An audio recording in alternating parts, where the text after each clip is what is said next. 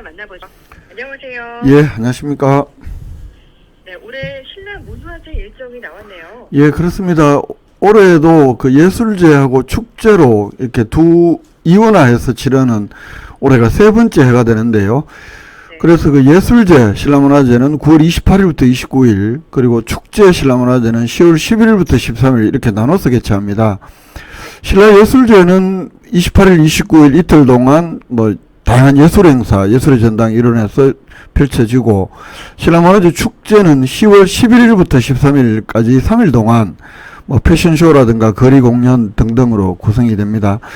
올해 행사는 특히 지난 2년 동안 그 개막식 장소를 월정교로 했었는데, 올해부터 대릉원으로 다시 변경한 것, 그리고 개막 공연격으로 치러졌던 화백제전을 패션쇼로 변경한 것들이 눈에 띕니다.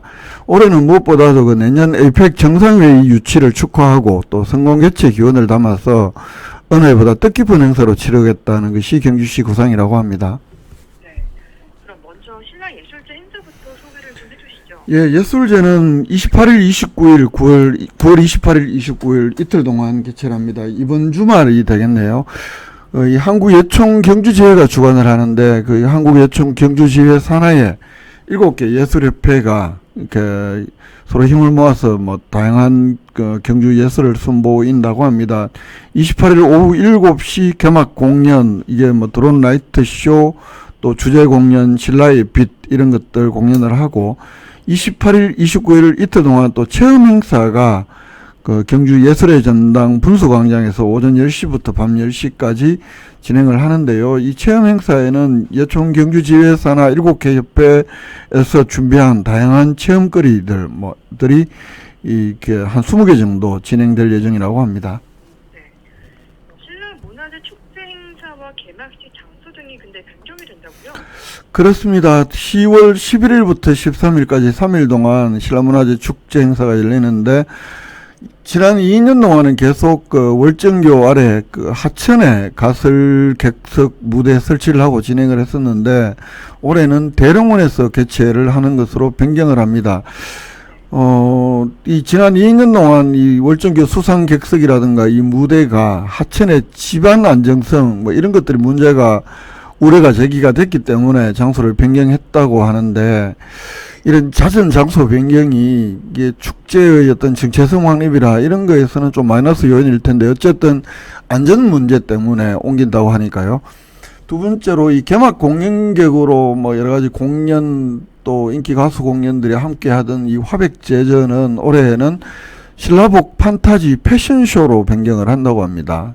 다양한 신라복 쇼를 선보이고, 또 미디어 아트, 라이트 쇼, 드론 이런 것들을 결합한 멀티미디어 쇼로 진행을 한다고 하는데, 이 화백제전에도 계속 한 2년 동안 창작극 이런 것들이 선보이다가 또 그런 맥이 또 끊기는 거죠. 또 이렇게 이번에 크게 이렇게 변경되는 것들이 있고, 이 개막 장소 변경은 안전상의 문제도 있지만 경주시에서는 어쨌든 이 중심 상권 활성화를 위한 의도도 있다, 이렇게 설명을 합니다. 이 황리단길 찾아오는 국내외 관광객을 그 도심권과 가까운 대릉원 안으로 끌어들이고, 다시 여기에서 시내 쪽 봉황대 쪽으로 퍼져나가게 해서 이 황리단길, 대릉원 중심 상가를 잇는 새로운 축제 관광 벨트를 만든다는 게 경주시의 전략인데, 이름은 거창하지만 장소를 변경해서 중심 상권 쪽에 좀 더 많은 그 방문객들을 진출시켜 보겠다라는 게 경주시 의도로 이렇게 보입니다. 네. 아무래도 큰 축제다 보니까 지역 상권 활성화가 이제 또 축제의 중요한 목적 중 하나일 텐데. 예. 그러면 경주시의 계획은 좀 어떻습니까? 일단 신라문화제 기간에는 그 야시장, 달빛 난장이 봉황대 광장, 그리고 금관총 일원에서 진행이 됩니다. 판매 공간이 총 6개 구역 41개 규모로 형성을 한다고 하고요.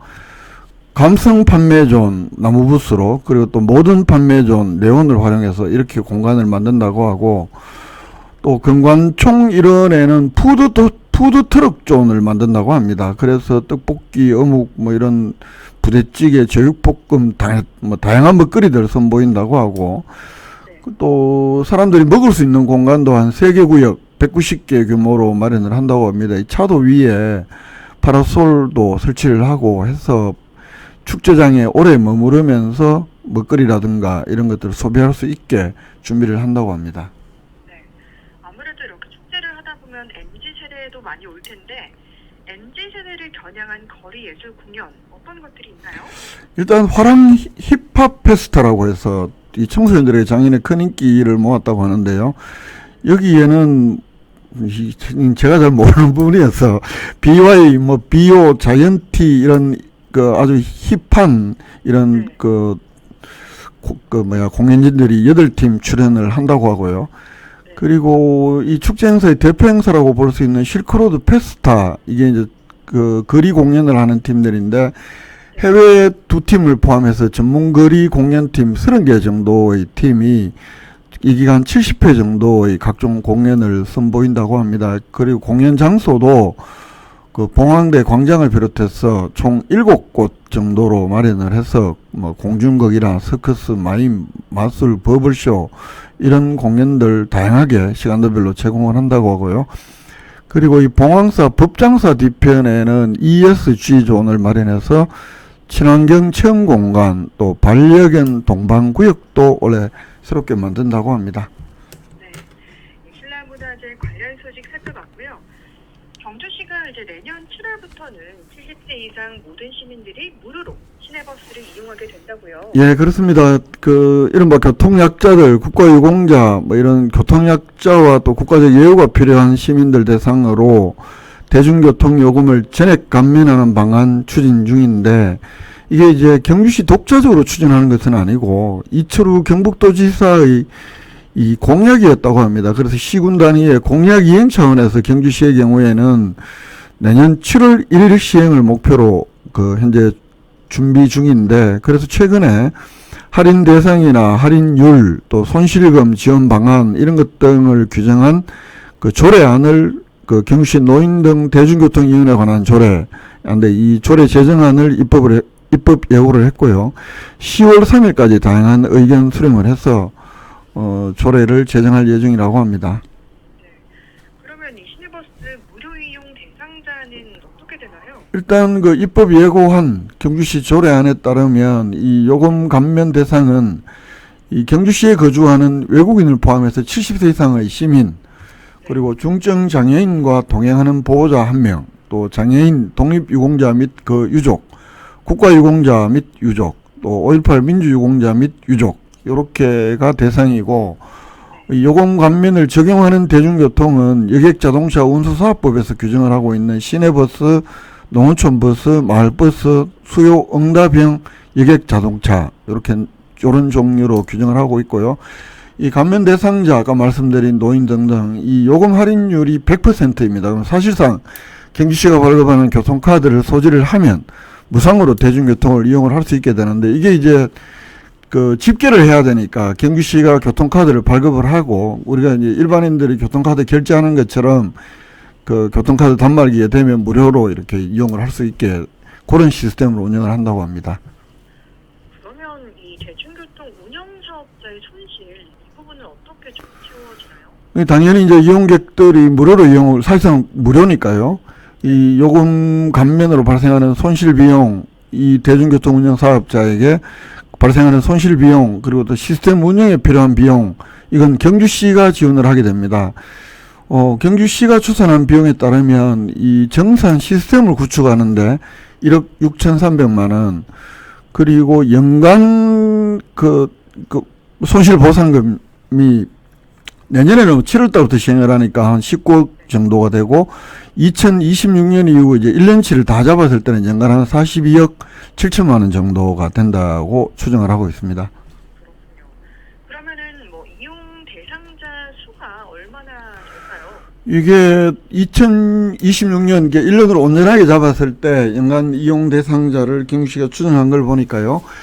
일단 70세 이상의 시민이 42,400여 명, 장애인이 16,590명, 90여 명, 또 국가유공자 등 4,565명, 그래서 총 63,637명으로 추정을 합니다. 그래서 이 사람들이 또 다 이용하는 건 아니고 이용하지 않을 분도 있고 이럴 텐데요. 그래서 이 이제 대략 지금까지 뭐 교통 이용 실적이라든가 이런 것도 추산해서 추계한 것을 보면 70세 이상 시민이 연간 한 284만 건, 장애인들이 한 46만 건, 국가유공자 및 유족이 10만 건, 이렇게 연간 한 총 441만 5천 건으로 이렇게 이용할 것으로 추정을 했을 때 손실 비용이 한 42만 6,900만 원 정도가 발생한다고 경시가 추정을 하는 것이고, 이 손실 비용은 대중교통 운영 사업자에게 그 돌아가는 손실 비용은 경상북도에서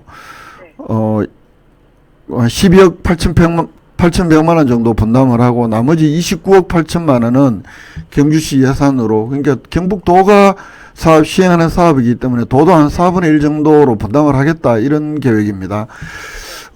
이게 이제 경주시교통행정과에서 그러면 이게 이제 도지사 공약 이행 차원이면 경북도 차원에서 일괄적으로 조례를 만들어서 시행을 하면 될 텐데 굳이 이 지자체 단위에서 그 조례를 만들 필요가 있냐 이런 질문을 한번 해봤더니 아무래도 경북도가 지금 만드는 조례는 좀 규정이 느슨하고 해서 시 차원에서 좀 촘촘하게 정비할 필요가 있었다라고 합니다. 그래서 그 공약, 도지사 공약 이행이지만 경주시 차원에서 조례 제정을 준비할 필요가 있다 이렇게 설명을 하면서 일단 내년 7월 1일부터 시행이 현재 도하고 협의가 되고 있는 것은 경주, 포항, 구미 이렇게 인구가 좀 많은 시를 중심으로 먼저 선도적으로 시행에 들어갈 예정이다 이렇게 밝히고 있습니다. 이런 점을 보면 포항에서도 조만간 관련 조례 입법 예고나 아니면 조례 만드는 작업이 준비되지 않을까 이렇게 전망해 볼 수도 있을 것 같습니다. 네, 그렇겠네요. 경주시 노인 등 대중교통 이용 지원에 관한 조례안까지 살펴봤습니다. 김종백 기자와 함께했습니다. 고맙습니다. 예, 고맙습니다.